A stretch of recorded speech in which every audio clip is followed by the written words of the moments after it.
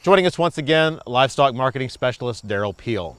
Derrell, let's talk about the situation producers are facing right now. We've had markets really at these kind of record high levels for a while, expect them to stay there for a while. Let's talk about how that's going to affect production decisions on the ranch. You know, there's a couple of things at play here. One is that high prices don't necessarily guarantee high profits, but what they do is they really give you the opportunity to focus on the cost side of that equation. They certainly make it easier to have a chance for high profits. So that's one issue. And in that context, you know, when the value of what you're producing goes up, that suggests that you need to make some marginal adjustments on input use. I mean, it's, you know, at the margin, and that's where we make most of our decisions. And that's the point to keep in mind, is that we don't make wholesale changes in things, but we tweak the system a little bit in terms of when the value of what you're producing goes up, then you probably ought to use a little more inputs to ensure that you get that production and get to capture that benefit. All right, let's take that theory and really break it down for the people in our state here. Let's talk about stockers. How does that affect stockers? Well, you know, the biggest challenge and risk out there for stocker production right now is probably, you know, production risk related to things like sickness and death loss. If you have something to sell, it's going to sell at a pretty high price. We've already established that. So the thing is, what can you do to ensure or increase the odds that you have something to sell? And so when you think about our, you know, for example, health management, treatment protocols, you know, there's a marginal decision there about when do we pull and treat these animals? When does the expected benefits offset the cost?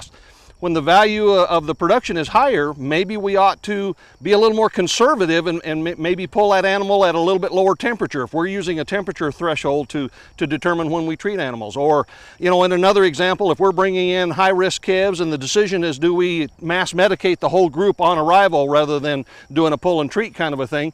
The situation right now would suggest we want to go in favor of a more conservative approach and reduce the risk of sickness and death loss. All right, so that's stockers. Let's break it down then for cow-calf producers. Cow-calf producers think about the same things. What are going to affect the odds of, you know, having something to sell? You know, reproductive performance is going to be key in this thing. So when we think about how we balance, you know, cow body condition at the time of breeding, you know, and we know those two are pretty closely related, maybe it's worth spending a little bit of extra money on feed and supplements to boost that cow's body condition by, say, half a body condition score, just to ensure that we get the kind of reproductive performance that we want. Or in another example, you know, maybe we haven't always fertility tested those bulls and we've gotten away with it, but can you really take the risk right now that you have a bull that's not getting the job done? So the cost of not fertility testing is actually higher in this environment. So the one thing you're not talking about there is market risk, as opposed to these other risks on the ranch. Is now that importance shifted? I think, you know, in general, even though I'm a marketing specialist, but I think the thing you have to recognize here is that market risk is probably not our biggest risk right now.